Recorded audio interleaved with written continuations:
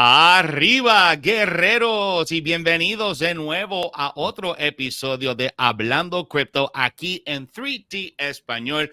Contigo ustedes, con siempre, José González, el CEO de 3T Español, y conmigo nuevamente otro mes con nosotros, el fundador de 3T Warrior Academy, el CEO de la compañía, Coach JV. Welcome back to 3T Español. How are you, my friend? Thank you, brother. I feel great, man. I feel blessed to be here and excited to be with you. And I feel good, man. It's going to be the greatest time in human history. Oh, man, we are excited to have you back on 3T Español. Muchas gracias por estar con nosotros. Hoy vamos a estar hablando de diferentes temas y cubriendo algunas noticias de lo que está sucediendo en el mundo de cripto y también un poquito de espiritualidad con Coach JV. Hoy vamos a hablar de una noticia que salió del fundador de Cardano, que está acusando a Joe Biden que va a matar a toda la industria de las criptomonedas. También vamos a cubrir un video que salió viral, que ahora Donald Trump está a favor de Bitcoin y el mercado cripto. Y también una de las compañías más grandes de seguros de vida, Mass Mutual, ahora tiene exposición a Bitcoin. Y vamos a hablar un poquito de nuestros caminos espirituales, de lo que hemos estado enfrentando estos últimos meses. Y sonadas, asegúrate de seguirnos en todas las redes sociales, dale like al video, comparte el video con su familia, con sus amigos.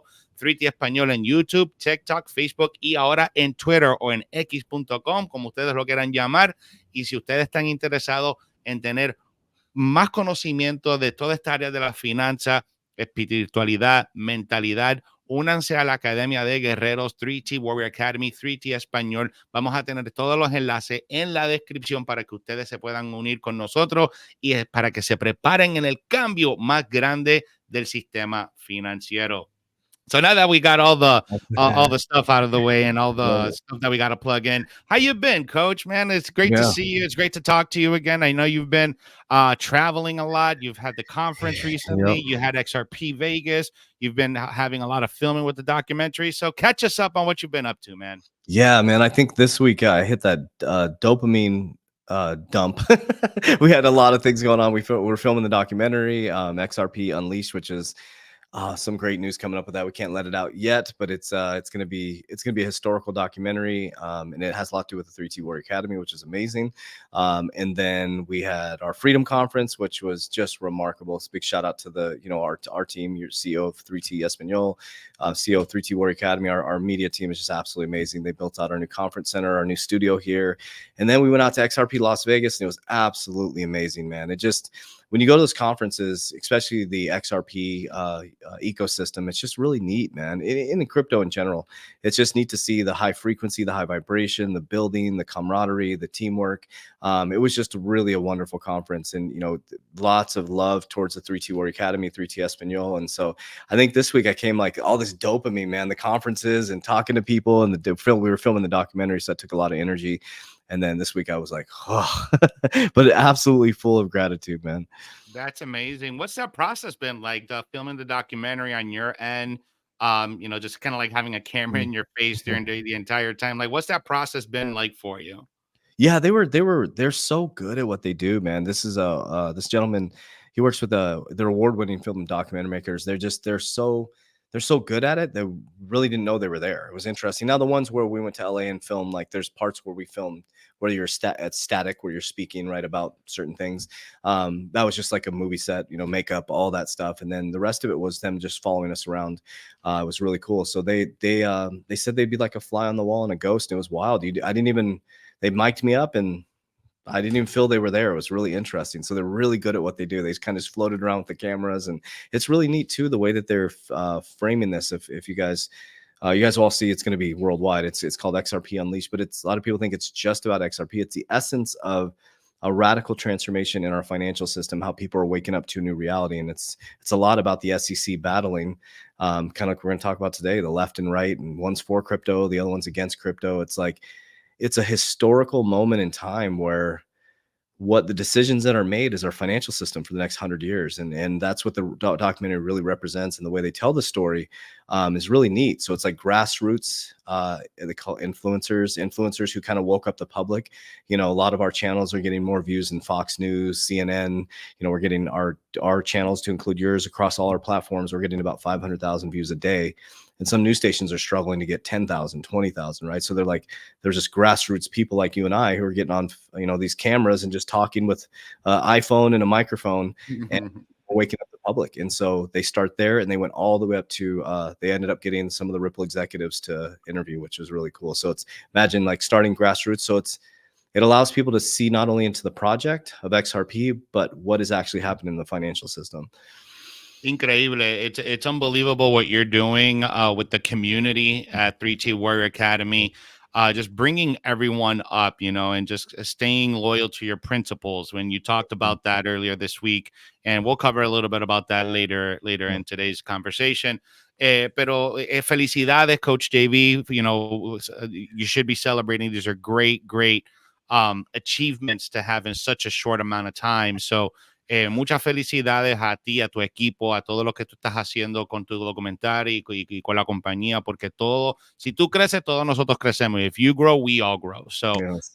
It's great. But una de las cosas que nosotros hablamos constantemente en el mensaje cuando estamos hablando de mentalidad, de mindset, es cuando las narrativas que nos vienen y que nos hablan de afuera hacia adentro van a ser narrativas contrarias, que si la izquierda, la derecha, rojo, azul, y lo estamos viendo ahora mismo con unos artículos que vamos a cubrir. Ahora mismo está la narrativa de pro cripto contra cripto.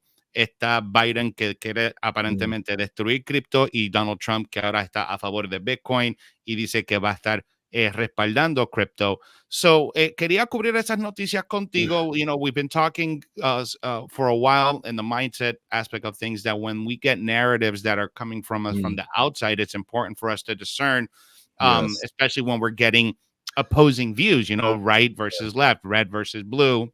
We're getting, glimpses of this with the protests that are having overseas, and now with the different narratives that are being pushed on us, especially now with crypto, with this new article with the Cardano founder calling out Joe Biden, saying that he wants to kill crypto. And then we have this new viral video now that Donald Trump is saying that he's in favor of crypto, and that, if you're like crypto, you should vote for me.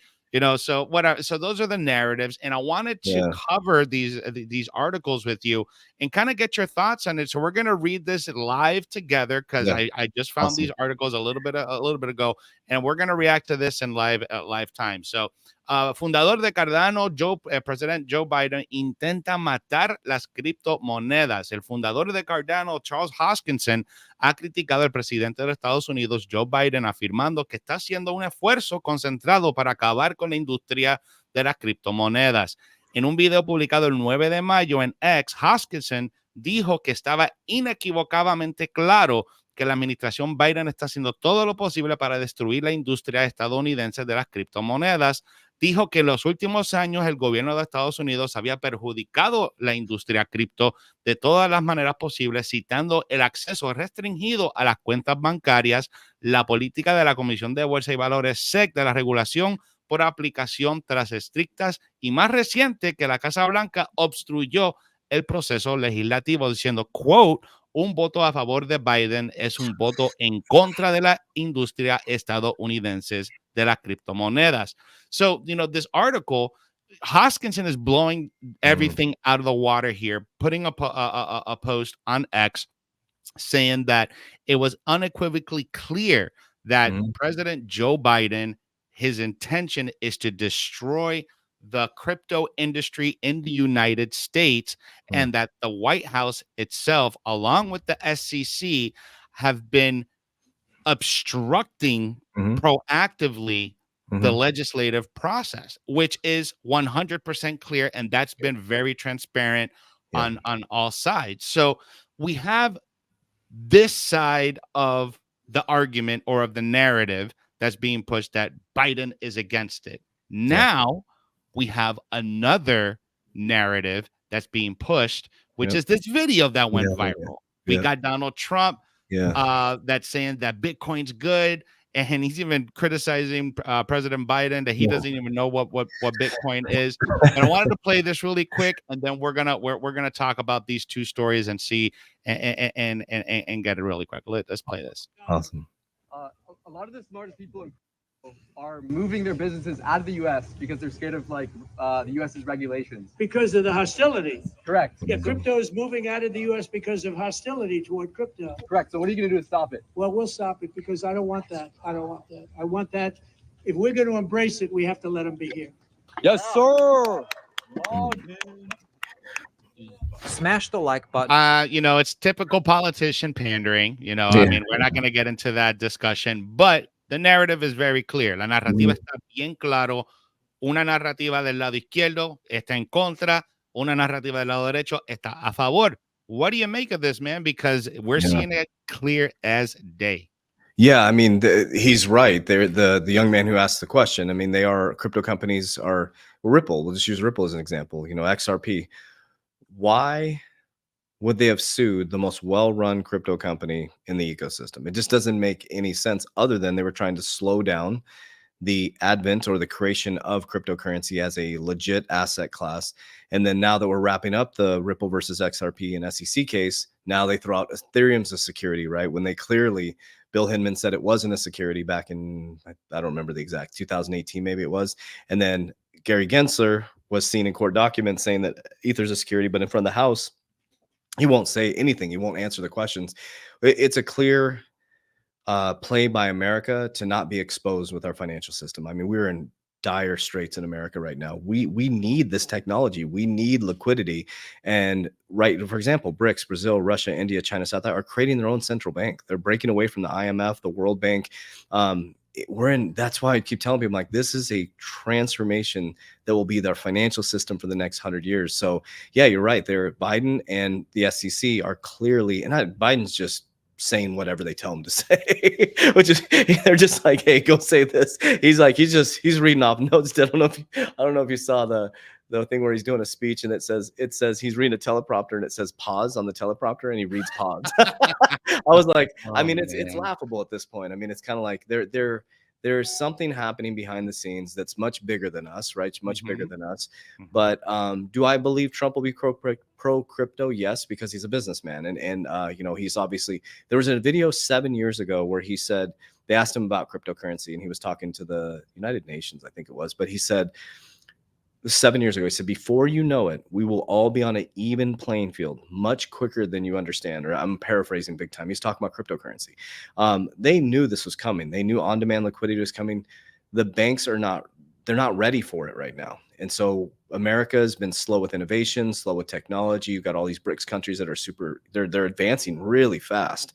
And so America kind of got caught with their pants down. It's almost like, the way that I look at it, and this is maybe a different perspective, like, when somebody all of a sudden gets really, really rich, they stop doing the things that made them rich, the disciplined, consistent activities, right? And I think that's what happened with America. After 1942, we became the dominant superpower and the power went to our head. And so all they've been doing is working to maintain that power versus empowering the people to build infrastructure and advancement and help the people. And so they forgot about the people, and the elites only worried about themselves. Well, the hot potato, they just caught the last hot potato. It's like, okay, so now Biden caught the hot potato. It's like, holy shit. So whoever comes in as this next president is either the switch that's going to turn America great again, whatever you want to campaign to, or it's going to completely destroy America as a superpower. I don't think that America will hold its dominance within the next 10 to 20 years. I think that it'll be more of an even playing field. And so I do believe that Biden and Gary Gensler are working to destroy crypto. I really believe that. Trump, he sold his shoes in crypto, those shoes that he sold. He's now taking campaign dollars, and I don't make sure that's not fake news, but I saw an article that said he's accepting campaign dollars in cryptocurrency. So can't deny it. It's here. Crypto's here. I mean, you go back and watch, oh gosh, I forgot the guy's name, but there's a video with these two gentlemen. They're talking about how when Jamie Dimon said cryptocurrency is a fraud, he'll fire anybody that trades it, right? At the same time, overseas, JP Morgan was buying Bitcoin. It's like, same game, man. It's always been the same game. So like, I love what you said. I take the middle ground, right? I'm like, it's not left, right, it's discernment. And I love what you just said. It's discernment. It's like, what do you think is going to happen? Obviously, crypto's not going away, but we also know there's going to be a bumpy road on the way. So it's and cuando yo estoy mirando estas narrativas, ahora que conozco el juego, entiendo lo que está viniendo a mí y puedo hacer ese tipo de discernimiento. Puedo separar y decir, ok, esta persona me está tirando eso, pues entonces me tiene que decir que es lo contrario. So when I'm getting all this narrative put on me, now I have the discernment that I didn't have it before, because now I know how the game is played, right?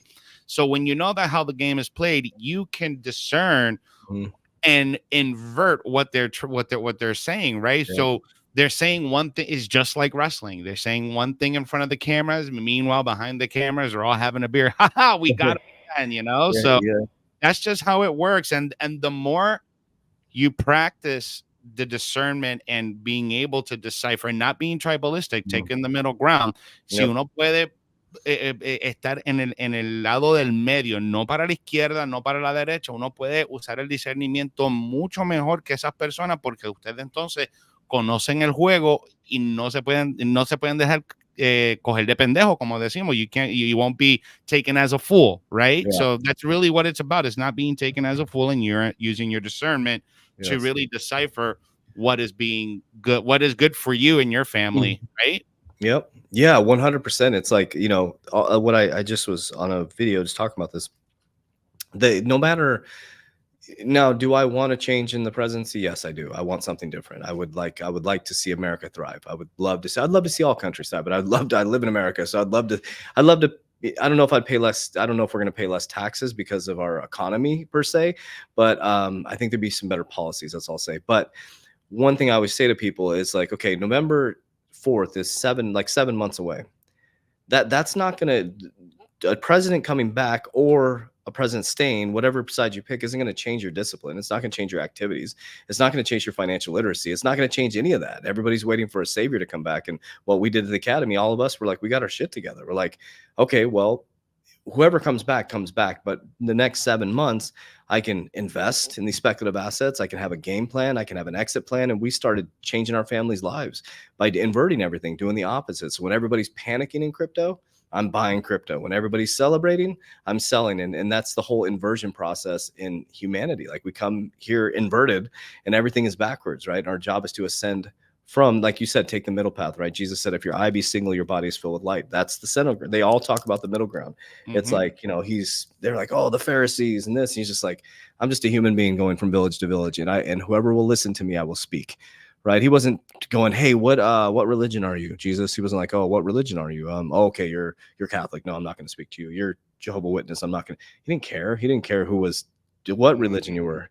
You're a human being, right? He took the middle ground, and it's interesting. It's an interesting dynamic, and it's polarizing right now what we're about to go through. And and we've been preparing. You know, you and I and our group have been preparing for it for a very long time. And it's like, and what people say, it's not too late, guys. Like you can really tap into this. But I'm telling you, our world will never be the same after 2024.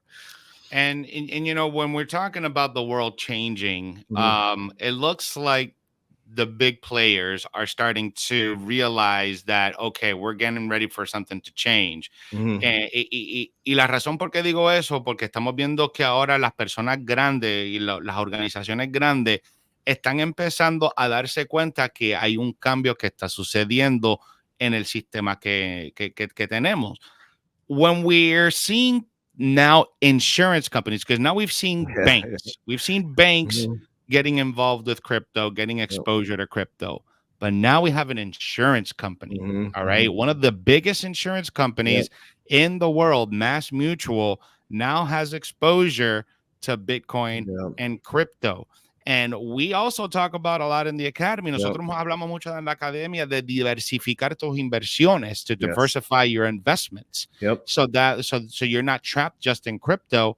And one of the things that billionaires and millionaires do in businesses is use life insurance as a vehicle to protect your wealth. And Mass Mutual is one of the biggest ones. And now that we have Bitcoin involved with Mass Mutual, that's a game changer, in my opinion.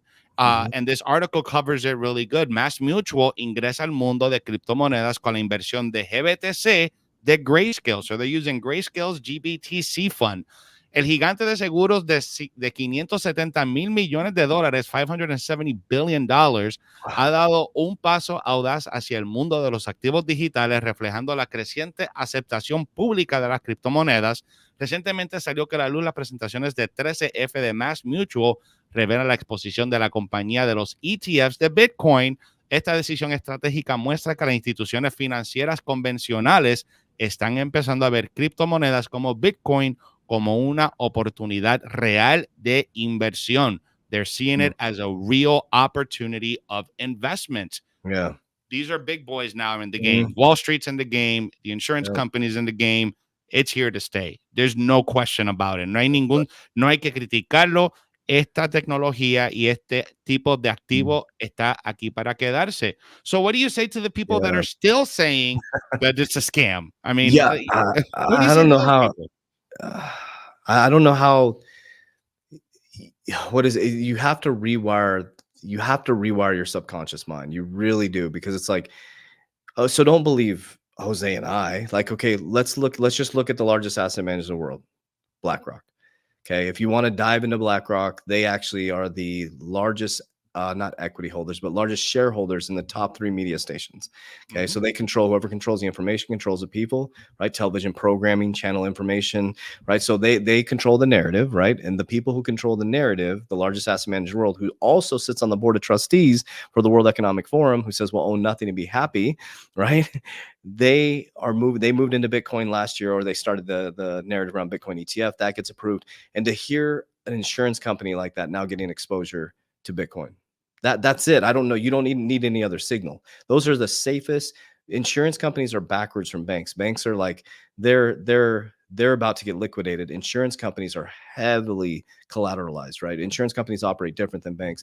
You put $10 in the bank, they'll lend out $9 yours. You put $10, they're backwards. They're inverted. And because they insure the banks, they insure us, right? So they have to have capital.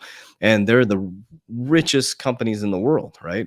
Also, like, if banks hold a shitload of insurance. And so now banks are starting to get exposure to Bitcoin.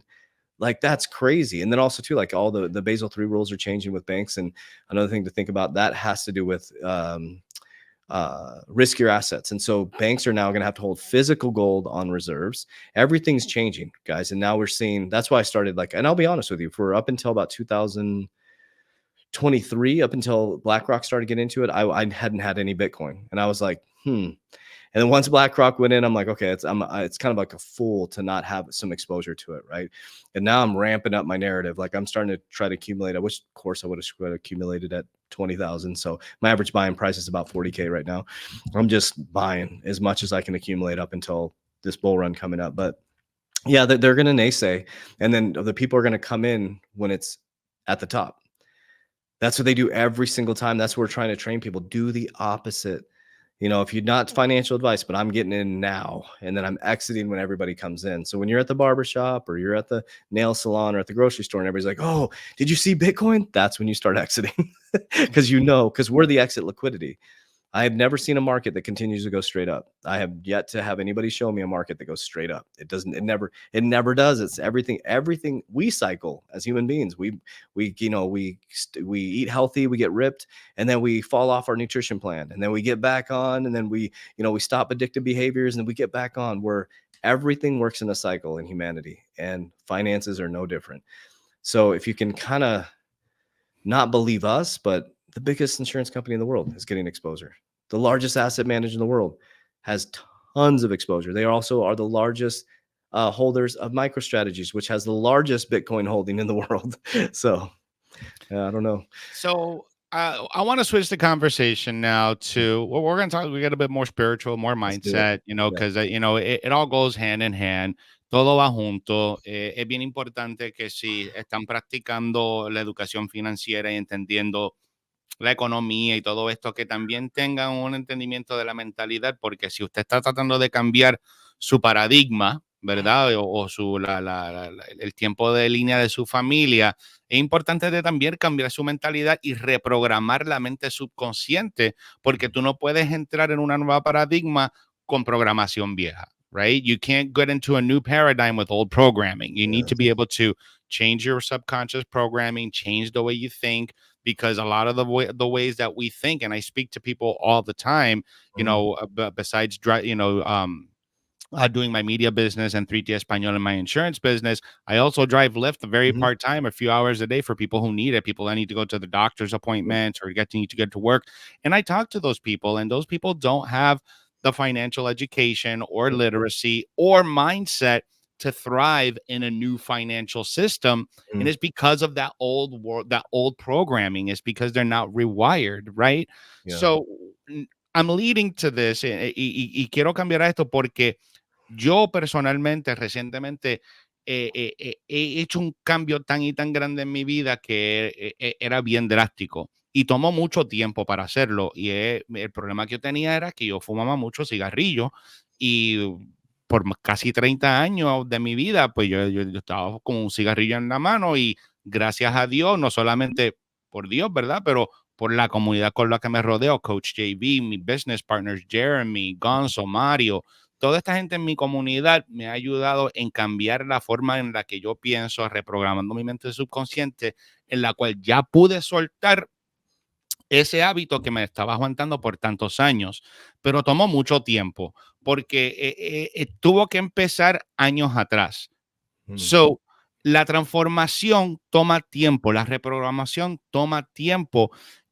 So when we're talking about reprogramming your subconscious mind, changing the way you think, changing being mindful, I was just sharing my story of me quitting smoking and how long it took me, you know, to finally let that go. And I had started my journey 2.5 years ago, going on 3, being part of the community. And I had mentioned yesterday in our private meeting that I couldn't have done what I recently did, which was quitting smoking, without the reprogramming of my subconscious mind and having a community that supported me with that. And the cool thing about it is that you hear so many stories of that people that when they do quit smoking, they go through these withdrawals and headaches and, you know, emotional roller coasters and coffee. I haven't none of that. None of that. None of that. And again, I credit it to God Almighty, to Yahweh, I'll always to Him. But I always credit it to my subconscious mind reprogramming and having a community like you guys helping me out. But it was a long process, Coach, because you know, I started in 2022 at the very beginning of 2022, and we're in mid 2024, and that was the last little piece of my old self that I needed to let go in order for me to start stepping into my new paradigm. That was the one last thing, but it took a long time. How would you're sharing, you're very transparent with your journey. How do you deal with working that long, right? Because it's always an everlasting evolving journey. Es un proceso largo, siempre está evolucionando, siempre está cambiando. How do you stay present when it's always evolving? Yeah, man, that's a great way you said it. So it will only evolve if you're present. It's going to repeat if you're not. And so the reason why things repeat, so we come here as human beings to expand consciousness, not to repeat it, right? But let's just say that, you know, Jesus told us the devil's a prince of the earth, right? So he told us that. So if he said if the devil's a prince of the earth, what the devil works to do is to keep you stuck in a time space reality. And I'll explain that. We invented time. Okay. So time looks like this. So time is constantly looking at things based on, oh, this happened to me this time. This happened. So we bring up the past, right? It's like, so you're trying to move forward. You're trying to manifest. You're trying to create a better life. You have your foot on the gas, but you have your foot on the brake because you're stuck in this time space reality. Oh, this happened to me in 2006, or this happened to me. And so what's happening is you're telling your mind that you want to move forward. You want to build a business. You want to have a good relationship, but you keep bringing up that something happened in 2006, right? So your brain has no idea what is happening in the physical reality, the reticular activating system. It only knows the information that you're inputting to it. So like, for example, like you're not going to take an old iPhone 1 and put it into it's 10, I don't know, 12 or whatever this is, you know, iPhone 1 with an iPhone 12. It won't work. It has to have new programming, right? So they give you a brand new phone right? You get a brand new computer. If you have a virus in your computer, it's going to shut down. It's the same. Our brain is a supercomputer. So presence means you're letting go of the past, the things that don't serve you. You're using the past for good memories to raise your vibration. You're using the future to manifest, not to stress. Because if you're looking forward, that's anxiety. Or if you're stressing forward, that's anxiety. It hasn't happened yet. 99% of things don't even happen that you worry about. And if you're constantly bringing up the past, oh, Jose, you remember when you did this? It's like that. We don't have a time machine. We can't go backwards. So now you're stressed about, oh, you're going to do it again in the future, or you did this in the past. Your present is all messed up. And that's where all manifestation comes from. So knowing that, like when I ended up broke on my parents' couch at 43 years old, which was like 4 years ago, it's crazy, man. You have to think about that. I had 43 years of programming. Now, if you look at a subconscious mind, if you're cruising along and you see an iceberg and you see this little mountain coming out of the water, that's your conscious mind. Below that is your subconscious mind, right? And it's all the experiences, the church, the whatever it is. They're not bad, good, or indifferent. It's just things that we're programmed into. So if you want to get into a new paradigm or you want a new life, you have to rewire the foundation. You hold on to the programming that works and you have to get rid of all the viruses. So that takes work, right? So that takes work. And the things that I'm experiencing, this is where people get frustrated because free will has a delay process to it. And we live in a instant gratification society. So for example, if we came out of a cave as a caveman in the past, we're like, I need to eat. There was no time. It wasn't like, oh, it's 8 o'clock. I need to eat by 9. It was like, I have to go hunt for food. And when I get food, I'm going to attack the animal. I'm going to fast, I'm going to beast, and then I'm going to feast. They were present. They're like, I just need food. I need to kill the animal. I need to eat. I need to feed my family. Right now, we're like, oh shit, I got to get to work. Oh shit, it's lunchtime. Oh shit, I got to get a snack. And everything is time-based. And so we're not present. The average human spends 95% of their day, I think this is Dr. Bruce Lipton, unconscious, like unconsciously just walking through life. And the average human has 70,000 thoughts a day. Most of the thoughts are negative. Okay. And we only spend 5% conscious, like actually, oh, I'm consciously thinking of something, and it's usually negative. And that comes from subconscious mind programming, subconscious. And it mostly was programmed from birth to 8 years old. That's where most of your programming came from. So I saw a post not too long ago. It says, you are your child's childhood. I was like, damn, that's deep. You are your child's childhood. And I was like, I mean, some people are like, well, you're your child's childhood. Everything you teach your child, everything you say to them, everything you do, your subconscious mind programming that you're enacting out in the physical reality is becoming their repetitive programming, right? Because you're teaching them, you're programming their supercomputer. So presence, what is presence? Presence is, Jesus says, you take no thought. Now everybody's like, well, how do I take no thought? You take no thought. There's no magic to it. You don't have to be a Buddhist monk sitting on top. You just stop and just let everything collapse into this present moment. Look around and say, wow, I'm responsible for all this stuff I just created. It was my thoughts, my actions as an adult, my thoughts, my actions, my behaviors, my emotions. So if it's my thoughts, my actions, my behaviors, my emotions, therefore, if I'm able to take no thought, come back into like resetting the computer, you turn the computer off for a second. When you turn it back on, we want to bring it back on with new programming. Moses, God told Moses, the great I am. So from there, you reboot the computer and it's like, no, from here on out, I am powerful, that I am. I am strong, seal it, that I am. I am worthy, that I am. So you're speaking the programming and you have to do it just like muscle. If you get ripped in the gym and then you stop exercising, what happens? It atrophies. You get soft. Right. It's the same thing. You have to practice every day. That's the human experience. And then we'll say, well, you don't understand. No, I don't understand. I'm not living your human experience. You came as a unique being with different fingerprint, different DNA to have a human experience. That's why you're called a human. It's a hue of light. And the only way to expand your light is to take no thought, to allow your mind, to allow everything to become presence, which is this moment right here. That's the only thing that exists. Nothing else exists other than me and you in this video. Everybody else is living their own reality right now. Like that's the truth. There's nothing else that exists right now, right? I could be sitting here and thinking of other things. Therefore, I'm not present in this moment. Therefore, I'm manifesting a new reality. Like this is it. And so when people are like, well, JB, how did you do it? I'm like, I work to be as present as humanly possible in every moment. Is it easy? No. Does it take work? Yes. Just like working out does, just like building a business does. And I'll leave with this part of it, the free will delay process. I just did a video on this. The things that I'm experiencing right now are from the seeds I planted 2020, 2021, 2022, and 2023. But people think it's the seeds that they planted right now. It doesn't work that way, right? So when I say we're going to be a $1 billion ecosystem, that could be 2040. It could be when I'm 90, but I've already planted those seeds, and all I have to do is speak it into existence, connect to the field, be as present as humanly possible, reframe my subconscious mind, and act from that frequency, right? As much as you can. That's why I bring up Conor McGregor, because, you know, he was a plumber. He read the book The Secret, read one of Oprah's books or something like that, something about The Secret. And he started manifesting. He was a plumber, dude. He's one of the greatest, highest paid athletes in the world.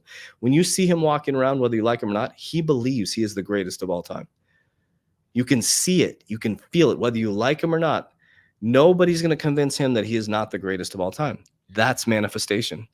They call that in wrestling living the gimmick, right? Yes, so it's like turning yourself up to 11. And I try to practice that when I'm hosting, when I'm out or interviewing other athletes. You know, I try to be myself, but I turn myself up to an 11, right? So and it kind of goes back to being your authentic self and being genuine. But if you can learn how to control that, right, and you turn yourself up to 11 when you need to and dial it back when you need to, but it's kind of like staying present. And I absolutely love that. Coach, can I say something about that? So authenticity is important. So because people say fake it till you make it, I don't believe that. Be it. Like, you don't have to fake it. Like, I can say I'm the greatest of all time. It takes nothing from you. Like, I am the greatest of all time within my paradigm. And so authenticity is coming for, if it will happen faster if what you're speaking you really feel, right? You really feel. So I believe that we have the team to build $1 billion ecosystem. So when I speak it, people repeat it because they're like, oh, well, he believes that. Well, of course I do. Look at the team I have. Like, look at, I have you, I have Jeremy, I have, you know, all the Good Morning Crypto, May, all these people.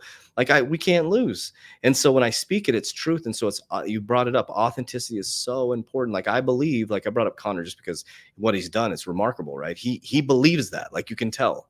Like, you try to make him try to tell him something different.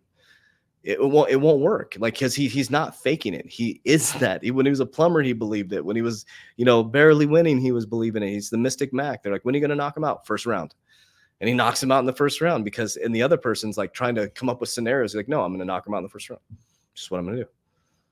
Yeah, and that's a good example of knowing thyself, right? Kind of like a Bruce, you know, you just being like water, being able to mold yourself in the way that you need to be molded to become the greatest of all time. And I absolutely love that. Pero una de las cosas que nosotros hablamos aquí, y lo acabaste de mencionar, que las semillas que tú plantaste en el 2020 ahora se están dando frutos. The seeds that you planted back in 2020 now are starting to, you know, harvest and come out, and you're starting to reap the benefits of that. But in that amount of time, en ese tiempo, hubieron muchos retos, muchos desafíos para ti. Y quiero saber, you know, ¿qué ha sido uno de los desafíos más grandes que tú has tenido que lidiar este último año en lo que has crecido tu compañía y como persona? So what have been some of the biggest challenges that you faced over the last 4 years, more specifically in the last year? You know, you had that injury last year. You're doing much better. But as you know, level up, you get more denser challenges. So what have been some pretty significant challenges in your paradigm that you've experienced as a CEO and someone that's building companies, and as a person, as a man? What have been some of the biggest challenges you've found, you know, over the last year? Yeah, I'll just be transparent. Self-doubt, man. It's always comes back to self-doubt for me. It's like, and it's getting better. Like, you know, I believe in myself. I like who I am. I like what we've created. I love the people I'm around. I have trusting people I feel very safe with. But I always struggle with self-doubt. I think that's the biggest thing as we continue to grow in our wealth, our businesses, all these different opportunities that are coming up. There's always that seed of self-doubt that cycles itself in. But I've been able to master that in regards to, I'm able to self-soothe myself. It's no longer looking for edification. It's something I've healed in myself, where I no longer have to look for edification outside of myself to get that self-soothing. It's more self-directed. You can do this. But I struggled with that a lot, man, to be honest with you, because it was like, I think it was because I've been so authentic with people about how I was broke on my parents' couch, and then it's like, oh, if I talk about money now, and it's like, and I just had to let that go. It's like I'm only going to speak from my current paradigm, and so for me, it's been self-doubt. Also, the pressure, and I'm feeling it right now. The pressure of what we built, and now having 27 team members and ecosystems, and is keeping that going, right? Knowing that's the challenges I'm facing right now. Because all businesses are facing economic challenges right now, right? We have inflation, 19% cumulative inflation. We don't know which direction the economy is going to go. And so that's the pressure I'm feeling right now, more from a CEO level, is how do I guide this company, all of our companies, and future-proof them through 2026 to 2030. So that's something that I feel the pressure right now. And what we do is in July, me, May, and Jeremy, our CFO, CEO, and CFO and COO are going to meet, and we're going to future-proof the businesses. We're going to really look and say, okay, where do we believe the waves of energy are going? How can we make sure that our team members thrive? Because we don't want to be in a position ever where we have to let team members go. Like, it happens, but we would rather innovate. We'd rather become more effective, right? And so those are the things. I think self-doubt is something I mastered through having my coach, Matt. He's he really helped me with that. And I think the biggest thing I'm feeling right now is the pressure of continuing to grow and expand this into where we want to take it with the pressures of the economy, inflation, not knowing where things are going to go, right? AI technology and all that stuff. But you manage through that by creating solutions. So now I want to explore a little bit more of a fun side of JV, because every time we talk, nosotros siempre hablamos cosas serias, económicas y cripto y mentalidad, pero tú sabes, yo soy el tipo de persona que a mí me gusta divertirme, me gusta hablar de diferentes cosas. I'm a fun person. I like to talk about different topics, and here in 3T Español, we try to keep it a little bit light over here. But I want to know a little bit about your favorite things, man. Like, what's your playlist like when you're working now? Like, what kind of music you dive into? It sounds super weird, man, but I'm really, really big on managing my frequency. And so Trevor Hall, it doesn't sound like pump up music, but I've really changed my my music quite a bit. Trevor Hall, I listen to a lot of spiritual stuff while I'm working out. I have a trainer now, so I used to listen to headphones the whole time working out, so I'm listening to him train me. But yeah, Trevor Hall, laugh at me, Kane Brown. I've changed because I'm so big on controlling my frequency. But there's somebody I'll share with you guys. Hold on, I always forget the name of him. Sorry. You're gonna laugh at me, dude. But I like him because he's not Ace Hood, the rapper. Heard of him. He's really good, man, because he talks a lot about frequency, and he's really good, man. So Ace Hood is who I listen to. But yeah, there's a guy, I think his name is I Am Mellow. He has some spiritual hip hop. He's pretty good. And then there's another guy that he does spiritual hip hop. But what I've been getting recently in my workouts, I've been doing 80s montage music, like awesome. Rocky IV, and Push It to the Limit, synthwave, and just well, some of my favorite artists are Xavier Rudd, Trevor Hall, and that's more outside of working out. And I haven't been listening to music as much because I have a trainer now, and it's been phenomenal, man. But so, what are you doing for workouts right now? We're mostly it's a lot of super high intense hit, and a lot of functional movement. So since I brought him on board, I tore my quad. Man, what's the date today?